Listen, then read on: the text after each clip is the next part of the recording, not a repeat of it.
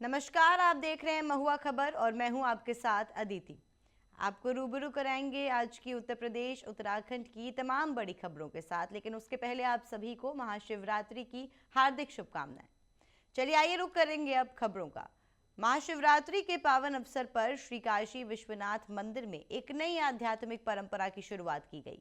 इस पहल के तहत देश और विदेश के प्रमुख मंदिरों, ज्योतिर्लिंगों, शक्तिपीठों और सिद्धपीठों से पवित्र प्रसाद, जल, रज, वस्त्र और पूजित सामग्री भगवान विशेषेश्वर के चरणों में अर्पित की गई।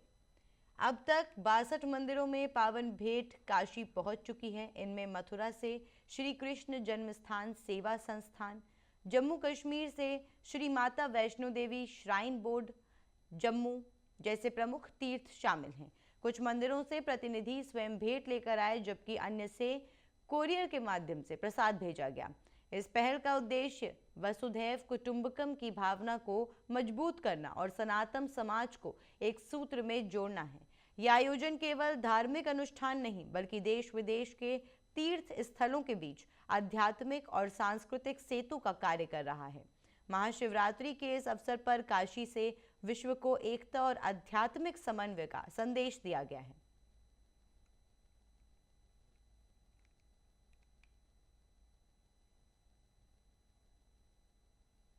महाशिवरात्रि को लेकर जिला प्रशासन अलर्ट मोड पर है। महाशिवरात्रि के अवसर पर जिले भर के शिव मंदिरों में भक्तों का तांता लगेगा और 24 घंटे लगातार जलाभिषेक होगा।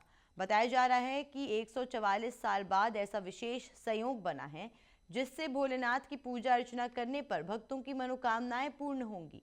सुरक्षा व्यवस्था को लेकर व्यापक प्रबंध किए गए हैं। सीसीटीवी कैमरे लगाए गए हैं, पुलिस बल तैनात किया गया है और बैरिकेडिंग की व्यवस्था की गई है।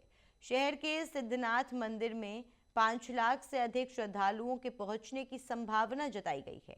दर्शन व्यवस्था को सुचारू रखने के लिए महिला और पुरुषों की लाइनें अलग अलग बनाई गई हैं। मौके पर प्रशासनिक अधिकारी निगरानी में जुटे हैं।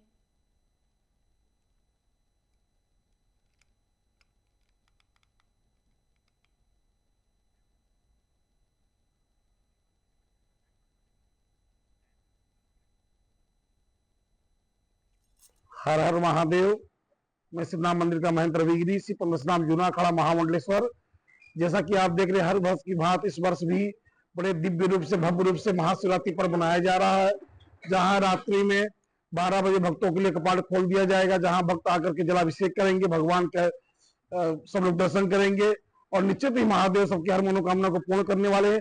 जहां शासन प्रशासन द्वारा बड़ी सुंदर व्यवस्था कराई गई है, हर प्रकार की व्यवस्था कराई गई है, पीने का जल, औषधालय, अग्नि मिशन, कोई प्रकार की कोई टूटी, हर प्रकार के चप्पे चप्पे पर प्रशासन लगा हुआ है, कैमरा लगा हुआ है। सुचारू रूप से शिवरात्रि पर्व को विशेष रूप से शासन प्रशासन द्वारा, मंदिर प्रशासन द्वारा दिव्य और भव्य तरीके से सुंदर सजावट, बैरिकेटिंग, अन्य सुख सुविधाओं के माध्यम को देखते हुए इस बार बड़े ही, जो कि ऐसा पुराणों में वर्णन आया है कि 144 वर्षों के बाद यह महाशिवरात्रि का दिव्य इस बार घड़ी मुहूर्त बन रहा है। तो सबके लिए इस बार महाशिवरात्रि खास है। विशेषकर जिन कन्याओं की शादी न होती हो, वो आज रात्रि से ही बाबा का दर्शन, ध्यान, पूजन इत्यादि करेंगे, उनको मनवांछित फल की प्राप्ति होगी। विभिन्न प्रशासन व्यवस्था जो है, पुलिस की भी पूरी व्यवस्था है, लगातार कोऑर्डिनेशन बना हुआ है। पुलिस की टीम के द्वारा भी जो भी कमियां पाई जाती हैं वो बताया जाता है। नगर पालिका द्वारा बैरिकेडिंग की व्यवस्था, टेंट की व्यवस्था, आने वाले श्रद्धालुओं के मार्ग पर साफ सफाई हो, पानी पीने की व्यवस्था हो। इसके अलावा कैमरे से सर्विलांस है और जो पूजा होगी उसकी टीवी स्क्रीन से प्रसारण है। ये सारी व्यवस्था नगर पालिका के माध्यम से की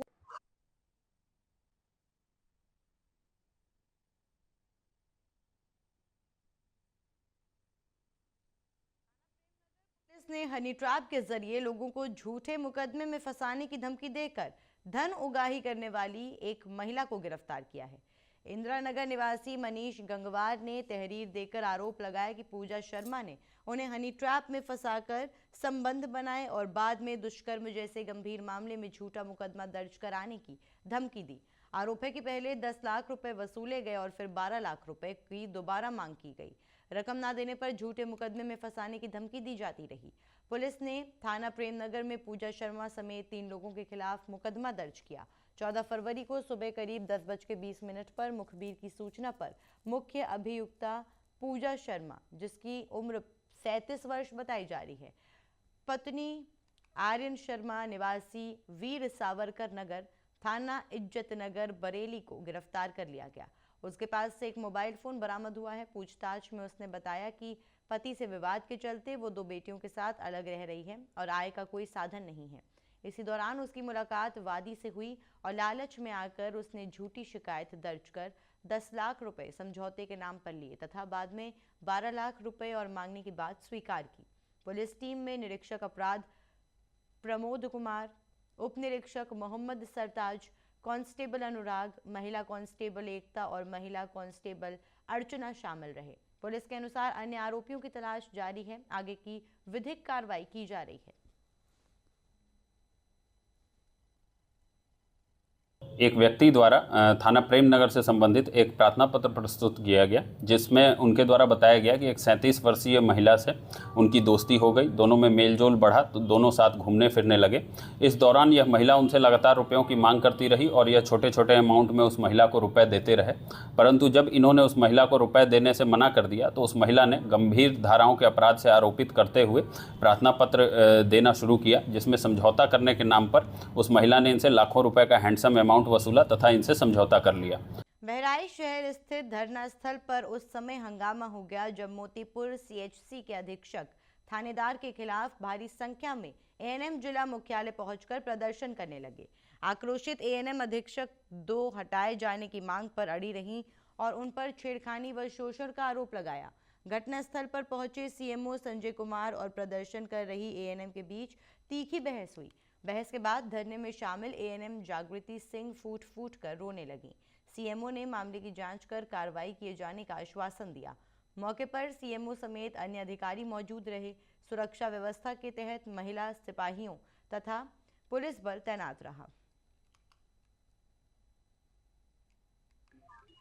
ये मसला आशा बहुओं का नहीं है, ये है एएनएम्स का मसला है और पूरी तरह से अभी स्पष्ट भी नहीं है कि मसला क्या है। मसला किसी व्यक्तिगत छेड़खानी का कोई आरोप लगा रहा है, कोई कह रहा है कि हमें तनख्वाह नहीं मिली है, हम उसके लिए हैं।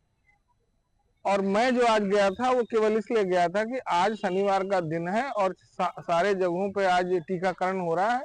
हमारे मिहीपुर में मेरा एक एएनएम महिला है, उसके साथ में छेड़खानी हुआ है। क्या नाम है उसका, डॉक्टर थानेदार का मामला चल रहा है। कई महिलाओं के वो शोषण कर रहे हैं, आज से नहीं जब से गए हैं तब से। लेकिन कल का ताजा मामला है जो उसके साथ में छेड़खानी हुआ है और उस पे जो है कि मामला हुआ, मुकदमा लिखने के लिए तो थानेदार ने सबको मना कर दिया, डॉक्टर थानेदार ने सबको मना कर दिया, चौकी इंचार्ज को भी मना कर दिया कि नहीं ये गलत चीज है, ऐसा नहीं हुआ है। अब पूरी महिलाओं को शोषण कर रहा है, क्या कर क्या रहा है वो? बुलाना चेंबर में भी बुलाना, इधर उधर भी बुलाना और इस तरीके से जो है कि नहीं तुम ऐसे नहीं सुनोगे तो तुमको जो नौकरी नहीं करने देंगे, तुम हमारी बात नहीं मानोगी तो हम तुमको आने नहीं देंगे। आजमगढ़ जिले के मुबारकपुर थाना क्षेत्र में एक धोखाधड़ी मामले में प्रशासन ने लगभग 50 लाख रुपए मूल्य की भूमि को कुर्क कर लिया। ये कार्रवाई न्यायालय के आदेश पर राजस्व और पुलिस की संयुक्त टीम ने की। मामला वादी मैनुद्दीन पुत्र स्वर्गीय अब्दुल गफ्फार की तहरीर पर दर्ज किया गया था। जांच में पता चला कि अभियुक्त अमान अहमद पुत्र शहवान और फरहाना बानो पत्नी अमान अहमद ने पीड़ित से कुल 36 लाख रुपए धोखाधड़ी के माध्यम से प्राप्त किए थे। इस धनराशि से 4 फरवरी को 4 अलग अलग गाटा नंबरों की कुल 0.1361 हेक्टेयर भूमि खरीदी गई थी, जो फरहाना बानो के नाम पर दर्ज है। मुख्य न्यायिक मजिस्ट्रेट ने बैंक अभिलेख, बैनामा और लेखपाल रिपोर्ट के आधार पर पाया कि भूमि आपराधिक रूप से अर्जित धन से खरीदी गई है। इसके बाद धारा 107 बीएनएसएस के तहत 13 जनवरी को कुर्की का आदेश पारित किया गया। थाना मुबारकपुर के अंतर्गत एक मुकदमा 324/25 पंजीकृत किया गया, जो फाइनेंशियल फ्रॉड का था। इसी क्रम में अभियुक्त अमान अहमद और उनकी पत्नी फरहाना बानो, इन लोगों ने धोखाधड़ी के तहत 26 लाख रुपए लिए। 107 बीएनएसएस के तहत ये कुर्की की कार्रवाई की गई है। इन्होंने इस पैसे का इस्तेमाल किया ज़मीन को खरीदने में। इसी क्रम में आज उस ज़मीन की कुर्की की गई है। जैसा सीओ साहब ने बताया कि ये फ्रॉड का मामला था। एक आदमी थाना मुबारकपुर का रहने वाला है, उसने पैसा दिया और ये जो चांदपट्टी यहाँ का कौन गांव ये करमैनी का रहने वाला है, उसने क्या किया कि पैसा लिया और ज़मीन नहीं दिया। थाना मुबारकपुर के अंतर्गत बस्ती जिले में महाशिवरात्रि के पावन अवसर पर मंदिरों में भक्तों की भारी भीड़ देखी गई। विशेष रूप से भदेश्वर नाथ धाम सहित जिले के तमाम शिवालयों में श्रद्धालु भगवान भोलेनाथ का जलाभिषेक कर रहे हैं। इस दिन का महत्व इसलिए बढ़ जाता है क्योंकि भगवान शिव का जलाभिषेक विशेष पुण्य और धार्मिक फल प्रदान करने वाला माना जाता है। मंदिरों में भीड़ और सुरक्षा को ध्यान में रखते हुए प्रशासन ने बड़ी संख्या में पुलिस कर्मियों की तैनाती की है। इससे श्रद्धालुओं की सुरक्षा और सुव्यवस्थित व्यवस्था सुनिश्चित की जा रही है।